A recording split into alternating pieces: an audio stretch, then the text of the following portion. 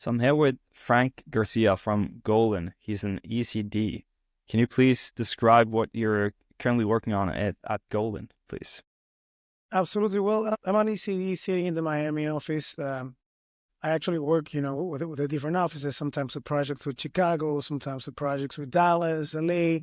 I work a lot with New York. Actually, I would say that the majority of, work actually comes from the New York office with clients like, there's a lot of Ferrero. So, a lot of those brands and it's a lot of fun to get to collaborate, with different, even though I have, like an assigned brand that it's, like it's made of a lot, like it's Ferrero itself, like has a lot of, brands within itself, like there you get all your Kinders, Crunch, Butterfinger, like all of those things. But it's also a lot of fun to collaborate, with ECDs from other offices as well. And it's just to work, on different projects and all things earned. And that's one of the reasons why I came back to Golin is because don't get me wrong, I love advertising. Of course, I'm passionate. I'm a nerd. But the thing that I love the most is earned media, like those type of ideas that end up becoming a big headline. And I mean, like after all, we're in an industry in which people they pay to skip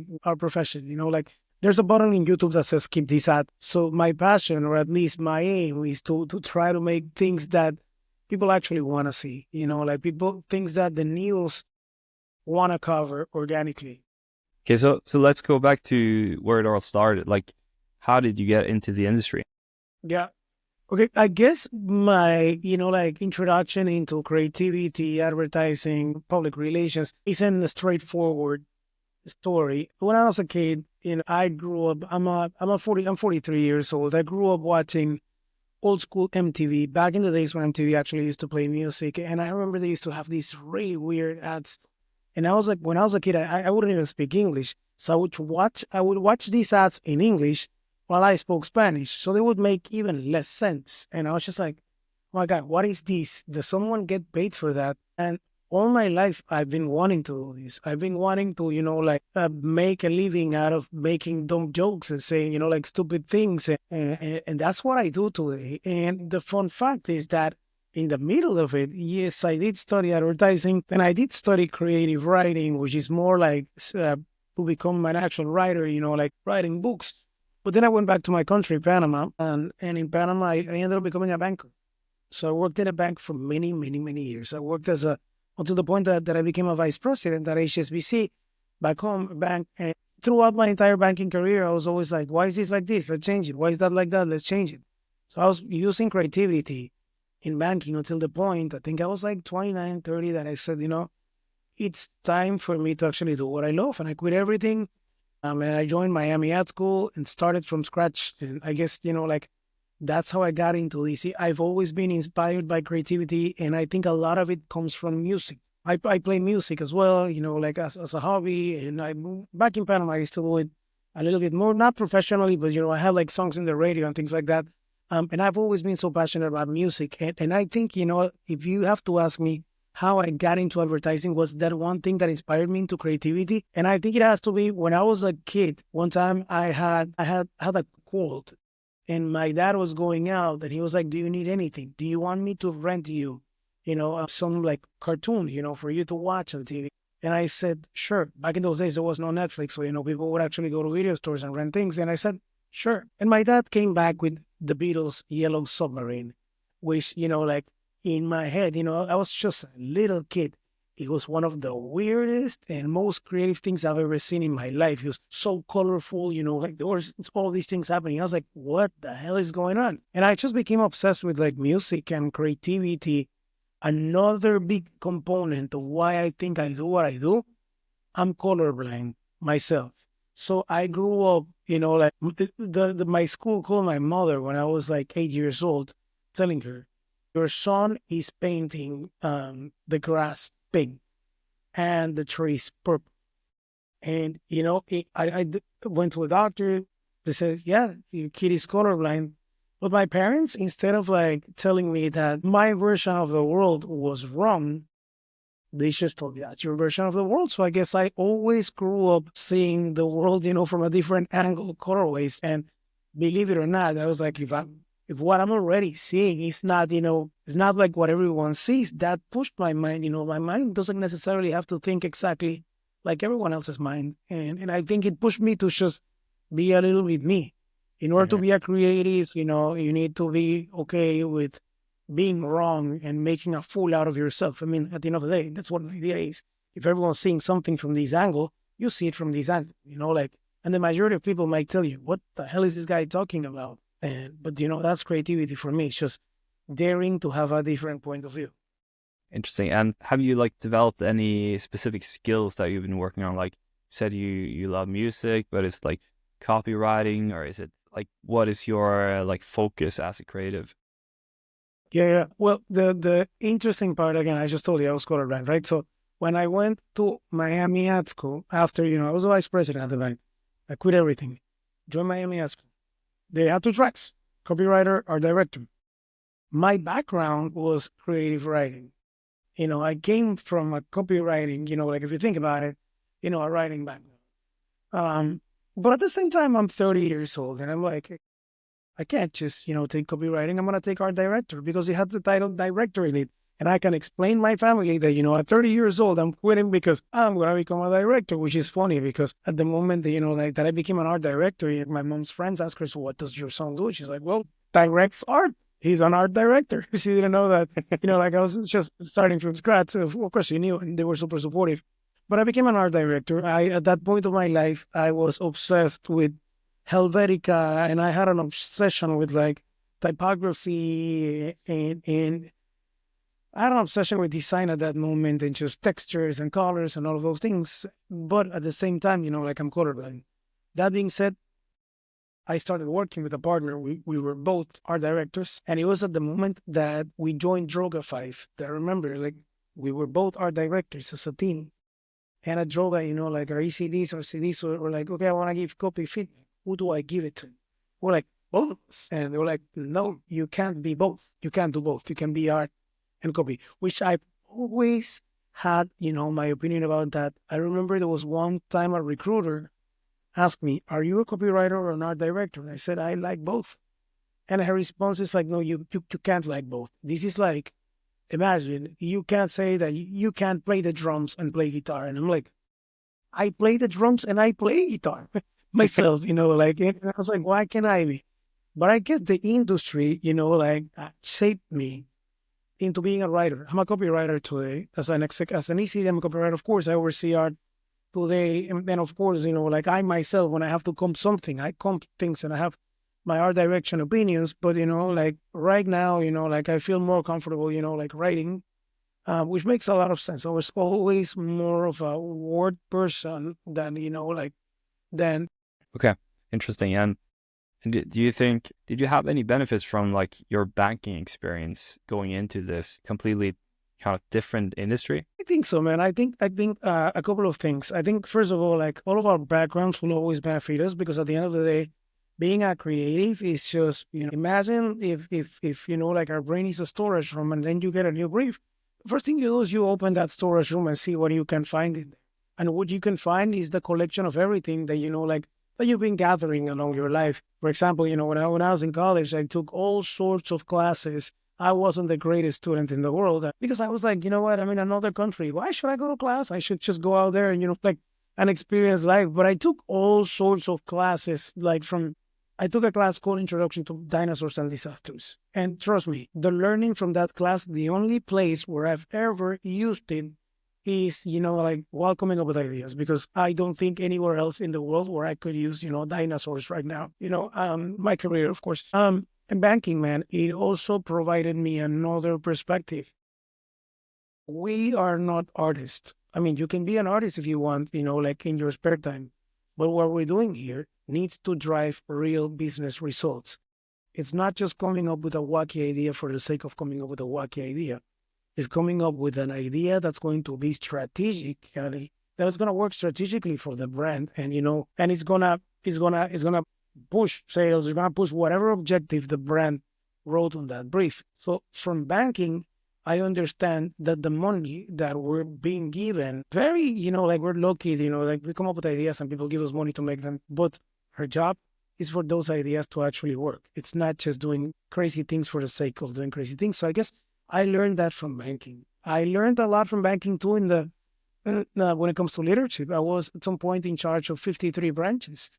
When I was doing, for example, like auto loans, like all the branches were reporting to me. And when I was doing, consumer marketing and the banking, and I had people from different branches from the bank, reporting to me. And I guess there you also learned, like leadership skills, which I believe that leadership skills are nothing but just being a regular, fair human being. So I guess I learned a lot of that from banking. And I also learned, that life is too short to not be doing what you don't love. Hmm. So, I learned from banking after, like many years of that first of all, I think we're all capable of doing anything. I'm really bad at math and I became a vice president in a bank. I don't know why or how, but I guess it was because of my curiosity. So I guess if you work hard, and you're curious and humble about being okay with not knowing everything. For example, when I was an art director, I was okay with not knowing the most basic thing, colors. So it is okay to not know. And I guess Hmm. like I've always taken that as a strength and not as a weakness, because the majority of people out there want to fake that they know everything. And that's when you make those really big mistakes. Yeah. Yeah, and I'm also curious. Like, did you mentioned you watched like MTV growing up, and did you have any inspirations or role models you looked up to when you started out? Yeah, well, like when I started wanting to get creative again, it was all about music. I think when I was around, when I was a teenager, started. We used to back in Panama, small country. You can go from one ocean to the other one in 45 minutes. So there's a lot of like surf culture and skateboarding culture. And me and my friends, we grew up watching skateboarding videos, and all of those skateboarding videos had as a soundtrack punk rock bands from Southern California, and it was the 90s. And we grew up watching, we grew up listening to a lot of, like that punk music from NoFX, Bad Religion, like even like I'm talking about like 90s, Blink 182. And all of those bands, like had a certain type of humor, and they all kind of like question the status quo. By not taking themselves too seriously. I'm not talking about the 1970s anarchist type of punk. I just grew up to a type of punk that was very more friendly. It was friendlier, and it was funny, and it didn't take itself too seriously. And I really enjoyed seeing these, like somewhat famous dudes not taking themselves so seriously, because when you don't take yourself too seriously, you can explore more, because you're like, I don't care if people think I'm an idiot for coming on with this dumb idea. And the moment that you were past that, like you realize I can do anything. Our Hmm. biggest judge, the person who's going to be judging us the most throughout the rest of our life is going to be ourselves. If we're Hmm. okay with our own judgment, we can do anything. I really enjoyed that from the music. And then when I got into advertising, of course, I have people who have been, fundamental in my career. Like when I started at Droga, there were people like Felix Richter, now when I was, like at Mother, Germany, Hmm. Spencer Laval, like who now has his own agency called Gus.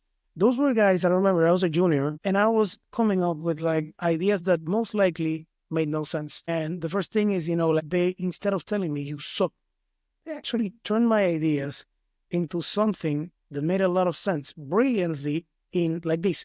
I would say, what do we do this? And they were like, oh my God, what you're saying is what if we do this? And they came up with something that was amazing, but they never made me feel that that wasn't my idea. And Hmm. I think, like that's something that I will never forget, because as a creative director, it is our job to inspire, to nurture, and to direct those nuggets. Like, so I learned from them that, like if a team comes to me and presents me ideas and I just say, no, nothing works, it's not the team's fault, it's my fault. It is my job to make those ideas make sense. Hmm. What else?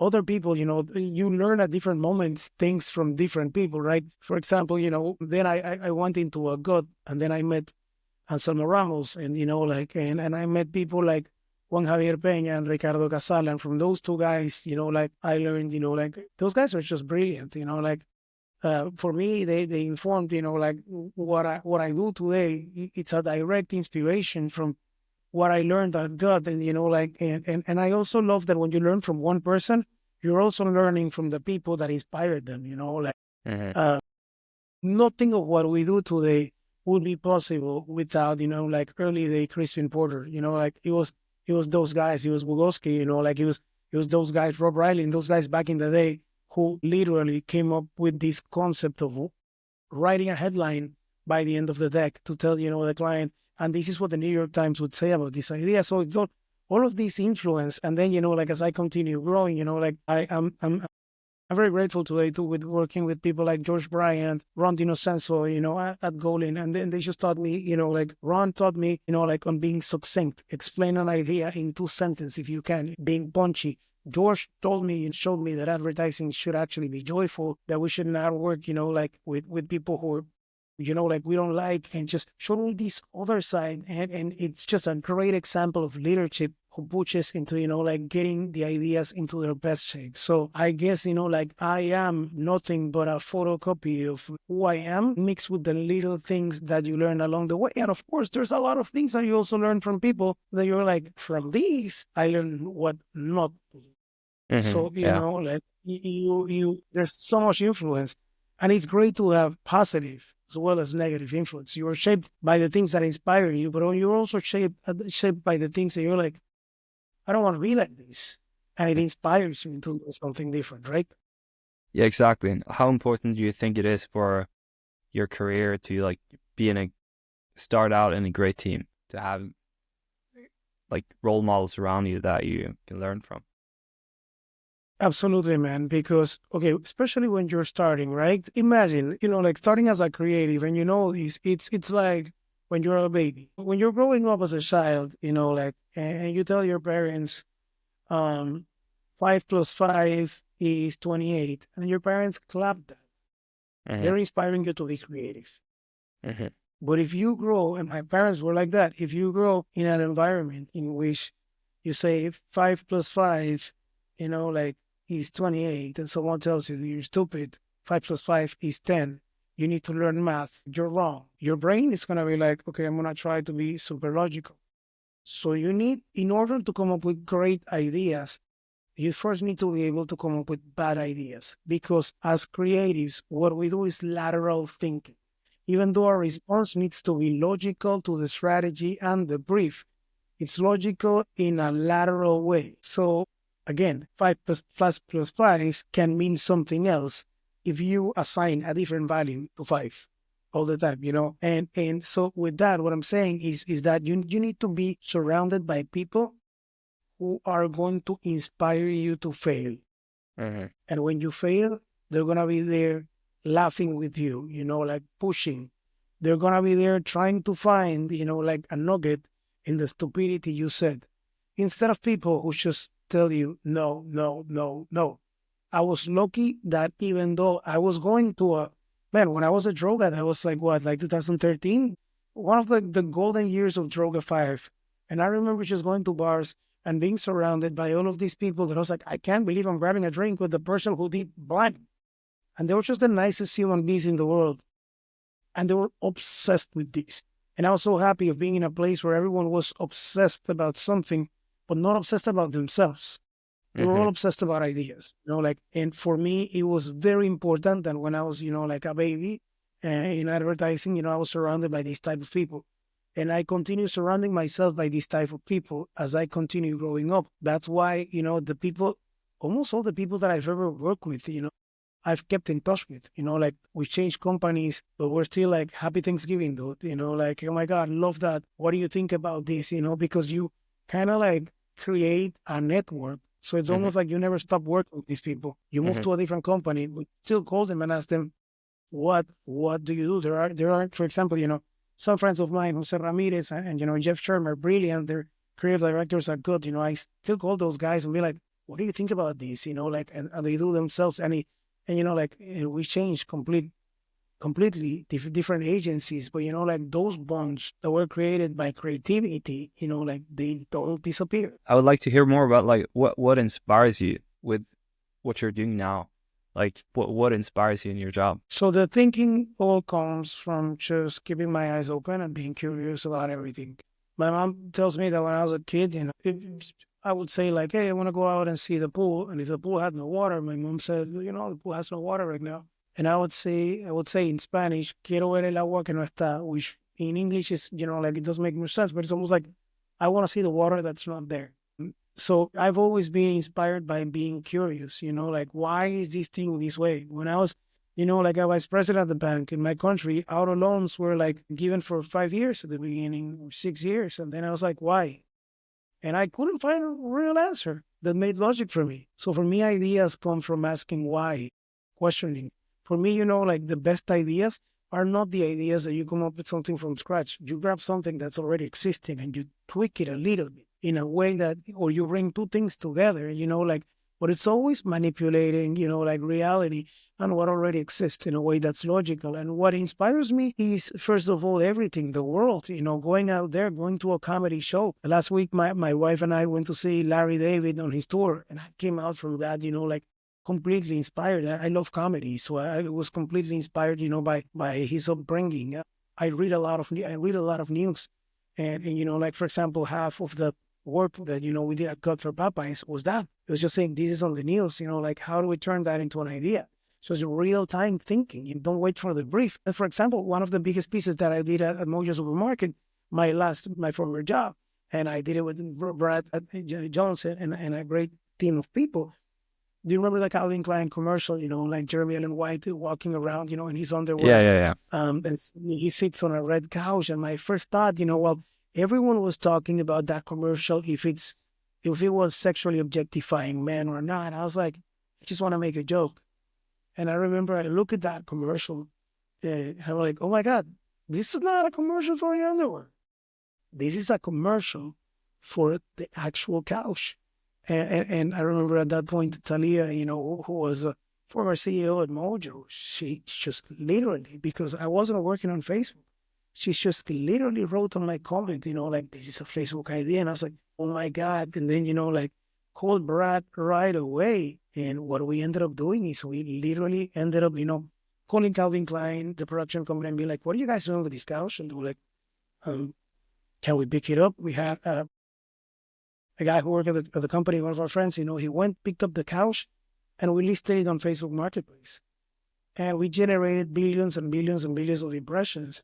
And that campaign won more than 30 awards. It won, like, it won gold at Cannes. It won, like, literally won DAD. It won, Ancho, Clio, like, Webbies, you name it. And it all started from, like, curiosity. Like, you can watch this ad and accept that it's an underwear ad. You can also watch this ad and be curious and say, like, you know what? No, this ad is actually promoting the couch. What do we do with it?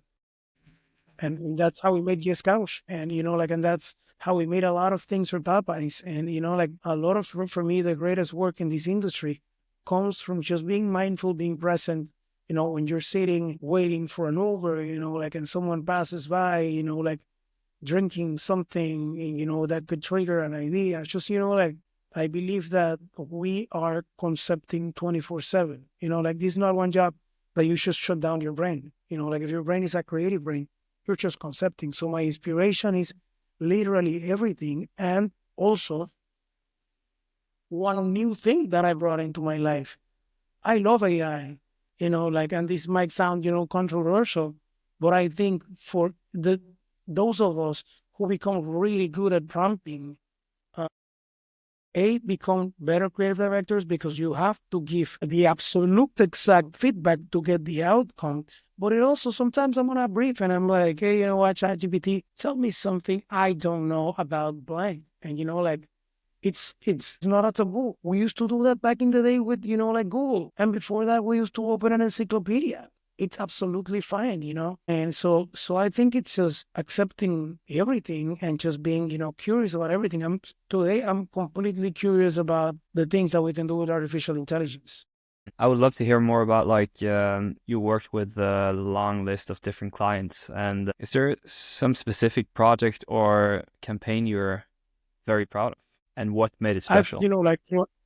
yeah, throughout my life, I've been blessed to, to have the opportunity to work with almost like every big client that could exist, like from McDonald's to Popeyes, like to Pepsi Cola, to Facebook, to like, but also smaller clients, right? At Mojo, we worked with a brand of coffee called Death Wish Coffee, like it was amazing experience because when you work, like with smaller clients, you actually get to do, it's a challenger brand. You get to do things that, for example, like the more leader brands, like don't need to do. But I think out of everything, I actually really, really, really enjoyed working, like with Facebook, and their team.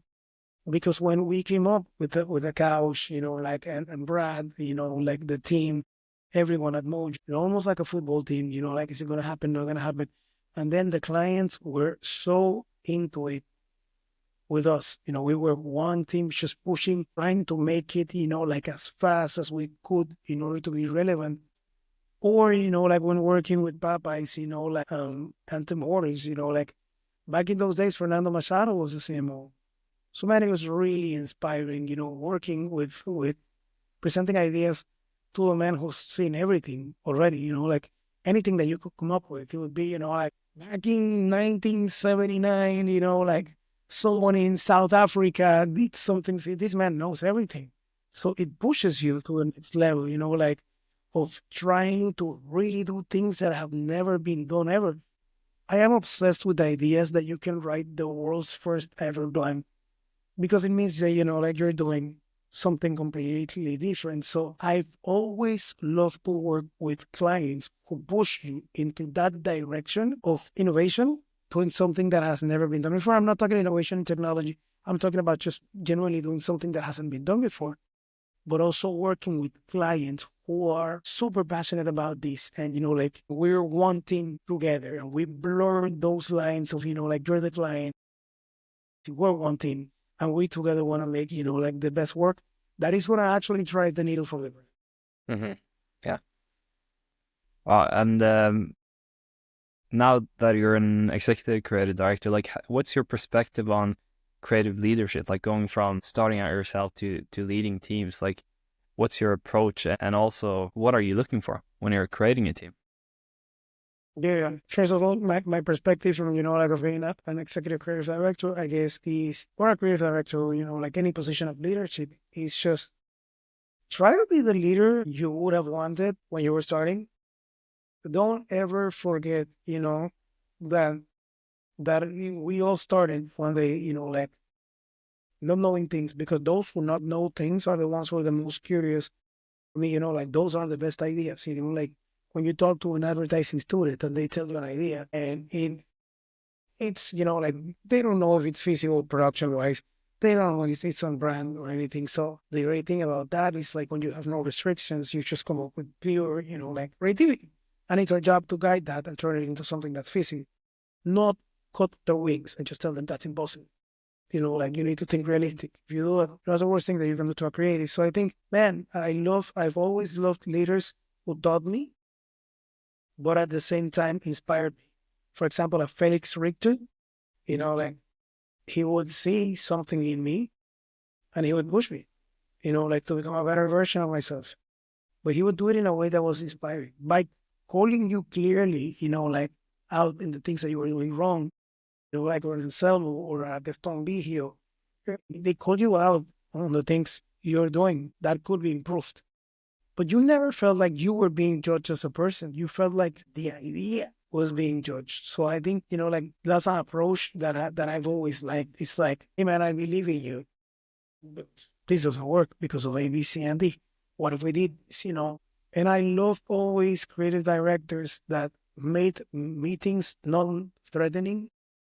We gotta understand that when you're a junior or a mid-level and you're working into a tough creative directors meeting, you are changing. Like of course that nervous system is like it's a motivator and it pushes. I do believe in, like let's just make this fun. Let's have fun because people who are like laughing and smiling, like they tend to make better work than people who are just, like freaking out, stressed with no sleeping. So I guess, in order to respond to your question in one sentence, my perspective as a leader is, I want people to have a life because if you have a happy life, like you're going to be a better creative, but also because it's the right thing to do.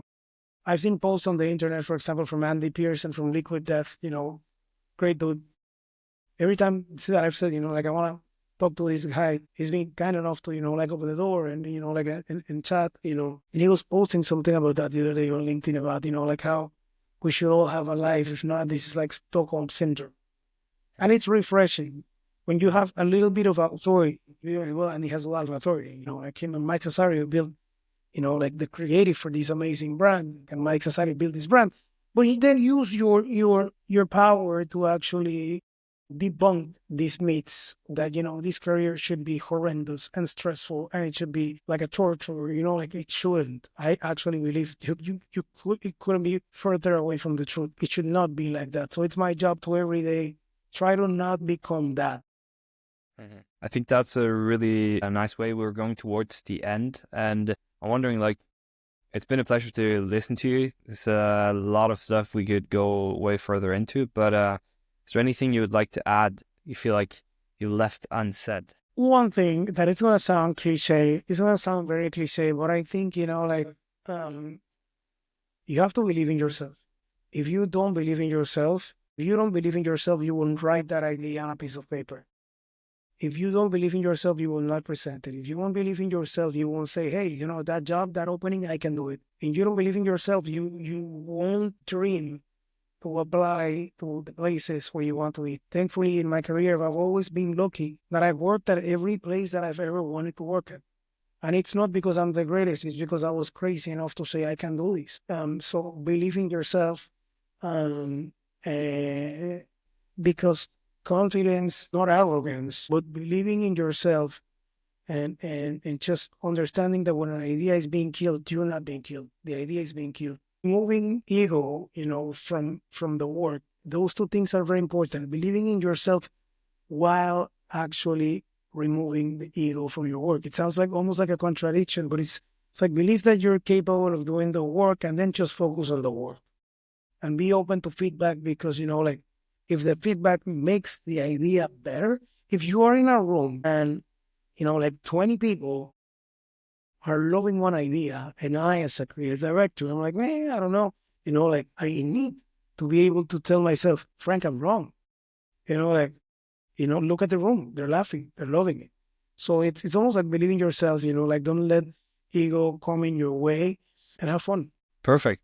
I think that's a great way to end the conversation. It's been a pleasure, Frank, and thank you for all your storytelling and insights. It's been fun to listen to, and yeah, thank you for being on.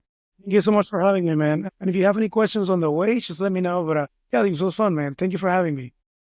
Thank you.